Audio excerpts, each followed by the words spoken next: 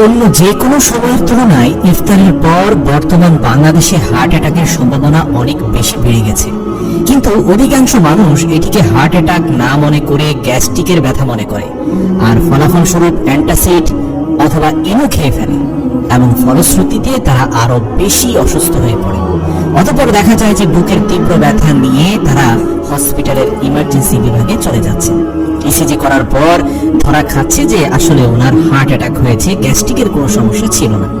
কিন্তু ভুলভাল গ্যাস্ট্রিকের ঔষধ খেয়ে ততক্ষণে হার্ট অ্যাটাকের জটিলতা আরো বেড়ে গিয়েছে।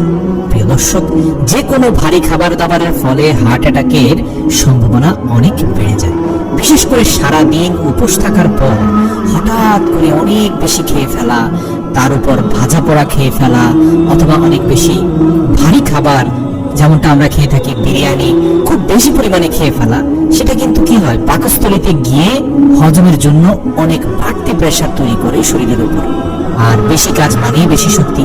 এই অতিরিক্ত শক্তি ক্ষরণ হয় শুধুমাত্র হজম করার জন্য, এবং এর ফলে রক্তেরও কিন্তু দরকার হয়।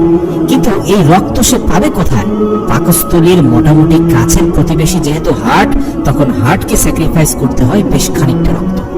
আর ঠিক তখনই ঘটে যেতে পারে মারাত্মক দুর্ঘটনা। প্রিয় দর্শক, রোজায় সারাদিন না খেয়ে আমরা স্বাভাবিকভাবে বেশ ক্ষুধার্ত হয়ে থাকি। ব্রেন বারবার সিগন্যাল পাঠাতে থাকে, আমাকে খাবার দাও, আমার খাবারের প্রয়োজন। আর সারাদিন শরীরের ফুড এবং নিউট্রিশনের কার্যক্রম কিন্তু স্টপ থাকে। হঠাৎ করে অনেক বেশি সুস্বাদু খাবার টেবিলে সাজানো দেখে গোগ্রাসে গেলে ফেলবেন না। এর ফলে আমরা নিজের অজান্তেই আমাদের শরীরকে ভয়াবহ প্রেসারের মধ্যে ঠেলে দিই। কখনো কখনো হজম প্রক্রিয়া ত্বরান্বিত করতে শরীরের বিভিন্ন অর্গান বা অঙ্গ থেকে পাকস্থলী বা স্টোমাকের দিকে রক্ত ডাইভার্সন হয়।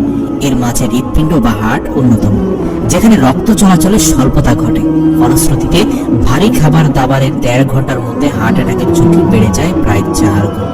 তাই ইফতারে খাবার কম খান। খাবার যদি খুব বেশি ভালো লাগে, প্রয়োজনে মাগরিবের নামাজ পড়ে কিছুটা খান, আবার আধা ঘন্টা গ্যাপ দিয়ে কিছুটা খান, অর্থাৎ অল্প অল্প করে 2-3 বারে খান। বর্তমান সময়ে আমরা অতিরিক্ত তেলযুক্ত খাবার অনেক বেশি পছন্দ করে বিধায় খেয়ে ফেলি।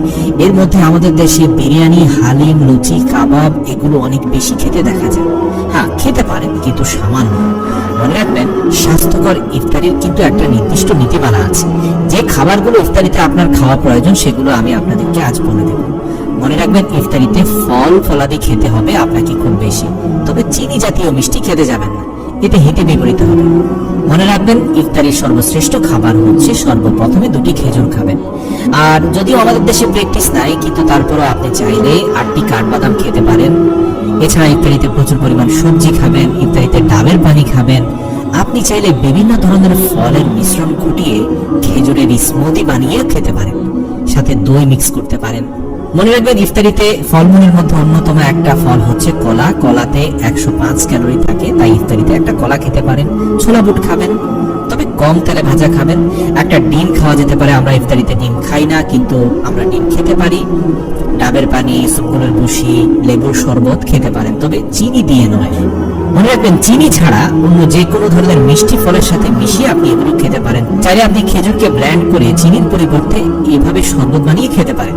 আর যে খাবারগুলো পরিহার করবেন, অতিরিক্ত তৈলাক্ত খাবার, একসাথে অনেক বেশি খেয়ে ফেলা, টক জাতীয় খাবার খাওয়া, টমেটো খেতে যাবেন না, খুব বেশি ঝাল খাবার খেতে যাবেন না, গরম চা অথবা কফি খেয়ে ফেলবেন না।